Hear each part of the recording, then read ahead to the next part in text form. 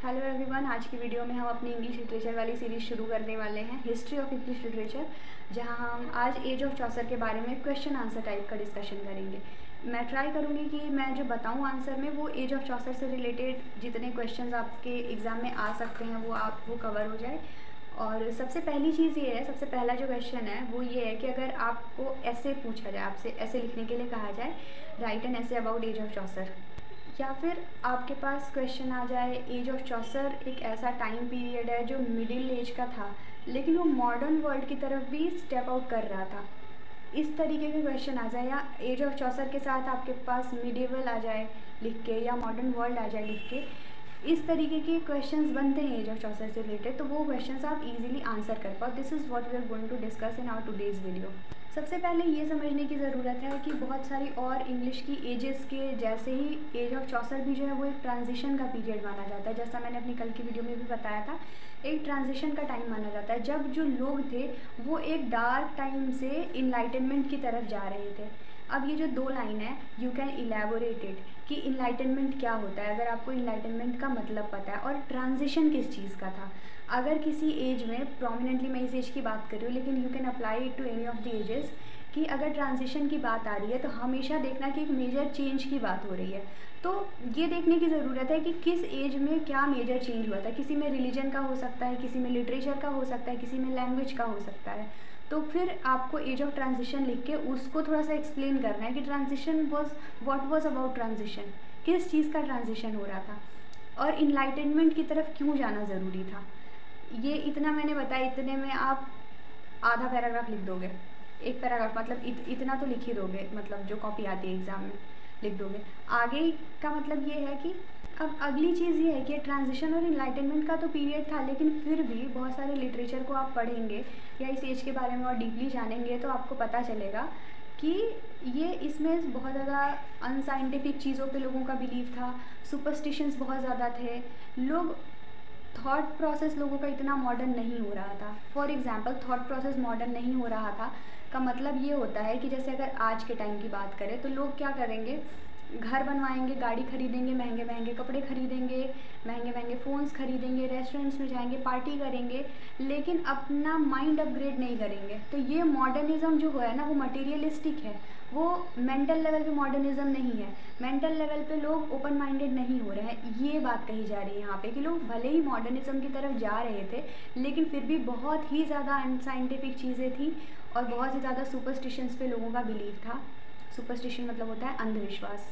लोग थोड़े से मतलब हेल्पिंग नेचर, ये सारी चीज़ें थी, और लोग रिलीजियस माइंडेड बहुत थे इस टाइम पे। अब लोग रिलेट कर सकते हैं, अगर सुपरस्टिशन आ रहा है तो वहाँ पे रिलीजन को बहुत ही इजीली आप कनेक्ट कर सकते हैं अगर आपने कहीं पे नहीं पढ़ा है तो भी, क्योंकि जनरली क्या होता है जो सुपरस्टिशंस होते हैं ना वो रिलीजन से बहुत ज़्यादा लिंक करते हैं हमेशा, क्योंकि हम इसको रिलीजन को ना और भगवान को, देवताओं को बहुत डरावनी चीज़ बना देते हैं।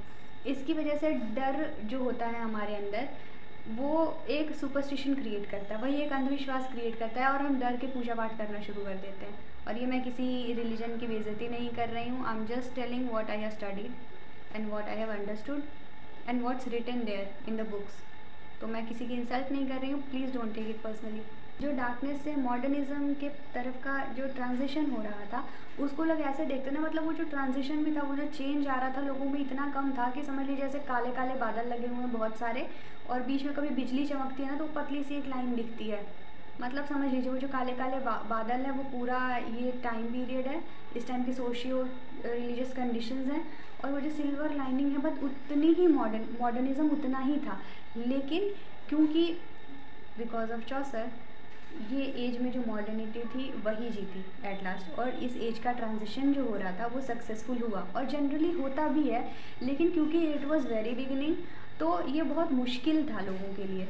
ये जो हो रहा था ना इस टाइम पे, इससे आगे के जो एजेस के बारे में आप पढ़ेंगे उस टाइम पे और भी बहुत बड़ी बड़ी चीज़ें होती हैं, लेकिन ये एक ऐसा टाइम पीरियड है जो बहुत शुरुआत थी लोगों के लिए लिटरेचर की, लोगों के लिए पोइट्रीज़ की या किसी भी तरीके के लिटरेचर की, ये बहुत बड़ी चीज़ थी। और ये जो इसलिए ये ट्रांजिशन इस टाइम में बहुत बड़ा था, तो वो जो कहते हैं ना कि शुरुआत का स्टेप लेना बहुत टफ़ होता है।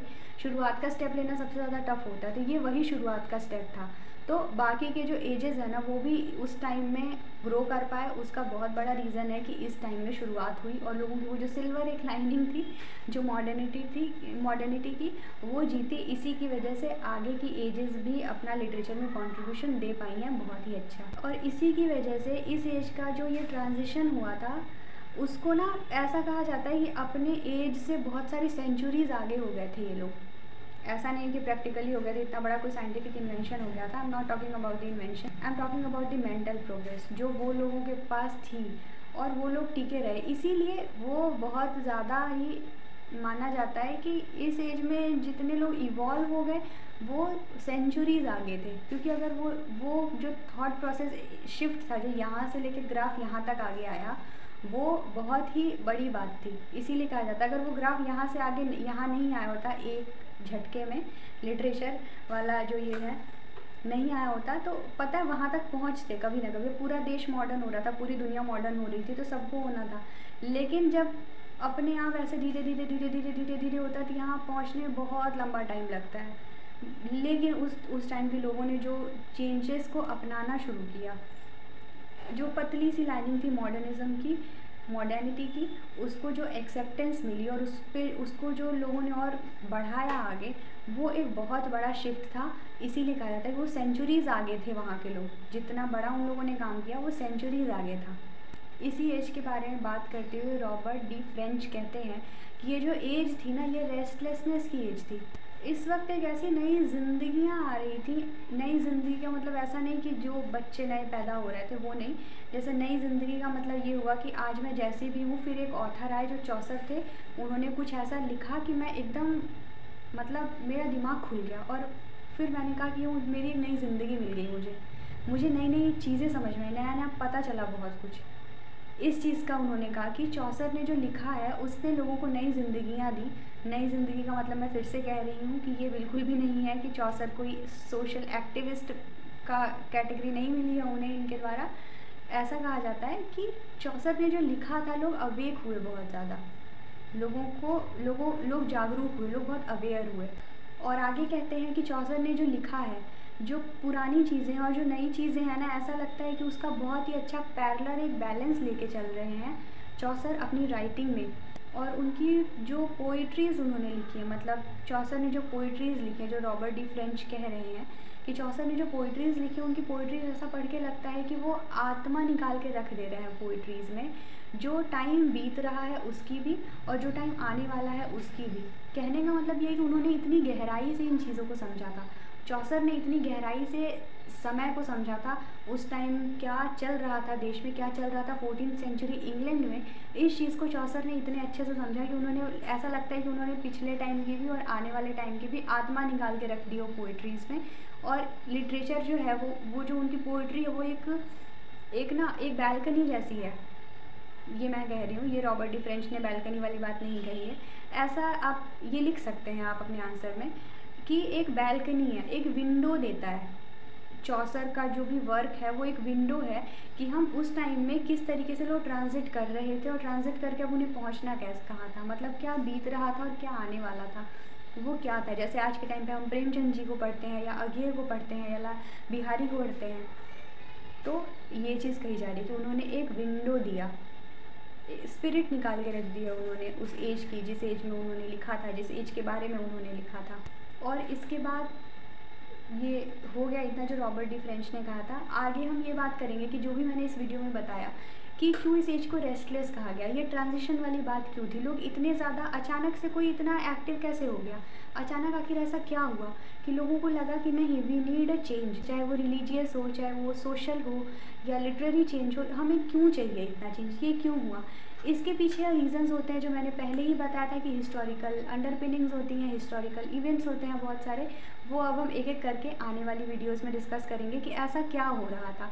इतना बताने से आपको एक बैकग्राउंड मिल गया। फिर से एज ऑफ चौसर से रिलेटेड जो क्वेश्चंस हैं ये आप इंट्रोडक्शन में लिख सकते हैं। इंट्रोडक्शन के बाद जो चीज़ें मैंने बताई हैं इसको आप समझ के अपने वर्ड्स में अच्छे से एनालाइज कर सकते हैं, बिकॉज आई एम एक्सपेक्टिंग कि आपने थोड़ा बहुत तो पढ़ा होगा। तो अब आगे की वीडियो में मे बी मैं 100 ईयर वॉर डिस्कस करूँ, मे बी नहीं, I am sure I am going to discuss the 100 year war, ताकि आपको पता चले कि हिस्टोरिकली क्या क्या चीज़ें हुई थी जो एज को इफ़ेक्ट कर रही थी। क्योंकि ऐसा कहा जाता है कि कोई भी ऑथर हो, कितना भी बड़ा ऑथर हो, उस पर उसके एज का इफ़ेक्ट ज़रूर होता है, और अगर वो बहुत ही बड़ा ऑथर है तो वो अपना इफ़ेक्ट उस एज पे ज़रूर छोड़ के जाता है और आगे आने वाली एजेस पे भी छोड़ के जाता है। And that's it for today, और my name is Dishan, thank you so much for watching.